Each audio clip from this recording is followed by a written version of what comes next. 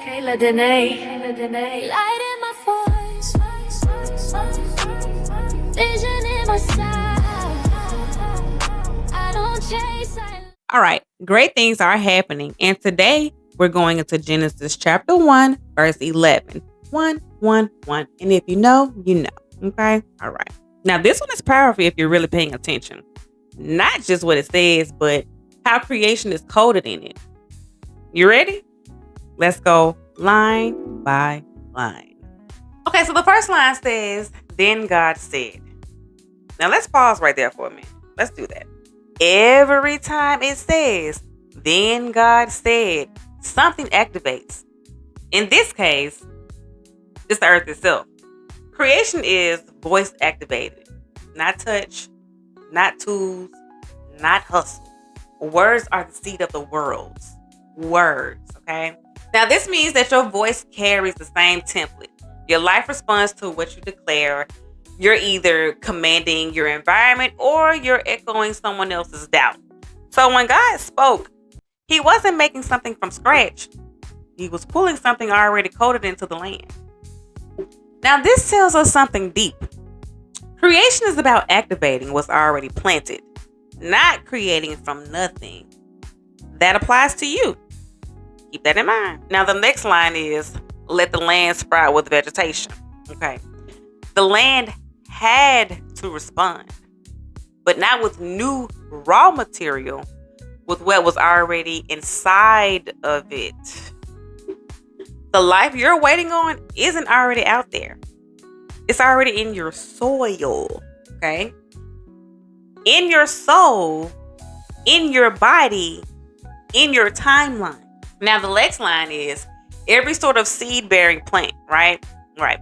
So God didn't just make plants. He made plants that produce seeds, that produce more plants, that carry the code forward. I don't know about you, but this is divine. Every living thing was made to multiply itself. The truth is here. Like, whatever you produce is going to reproduce, period. And see, this is why you got to check what you're planting. Because every choice has a seed in it.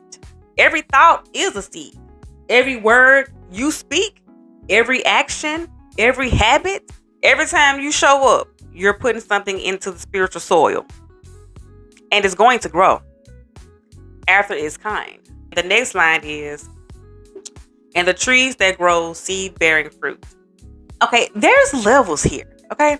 God creates the tree, the fruit, the seed inside the fruit, and the potential for the seed to become another tree. You see that cycle? God ain't just growing blessings. He's building ecosystems. Every tree is a system of a future tree, okay? Now that means the breakthroughs in your life are never just for you. Your healing is meant for healing generations. Your creativity is supposed to plant vision in others. Even your pain, once transformed, becomes nourishment for somebody else. Your life is a tree. But what fruit are you producing? And what seeds are you leaving behind? Now, the next one says, "These seeds will then produce the kinds of plants and trees from which they came from." Okay. Now, this is the law of spiritual consistency. Yep, there is one. What you are rooted in will determine what you produce. No apple tree ever produced oranges. You've heard that before, right? Yeah. No bitterness ever got birth to peace. No fear ever birthed freedom. None. So you gotta check the source code. Where did the idea come from? Is this fruit from God? Or is this coming from trauma? Is this a habit rooted in discipline or in survival? Because whatever it is, it's gonna multiply. Good or bad. Aligned or chaotic. Seeds don't lie.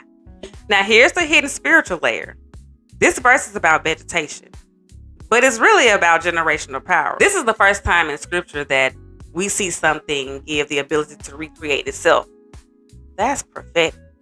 Because the moment you realize you're not just here to survive, but multiply divine patterns, your whole life shifts. And you're not just a child of God. You're a code carrier. You weren't sent here to birth. You were sent here to birth, reproduce, leave legacy, and create sustainability good that outlives you. But it all starts with your soil, what you're willing to speak into activation. So today, ask yourself, what's been buried in your land that needs a word? What have you been sitting on that's ready to sprout? And more importantly, what kind of seeds are you leaving behind? Because great things, they're not just happening around you. They're trying to break open through you. Like, share, or comment if that just watered something in you. And I'll see you for the next one. Bye. I allow it.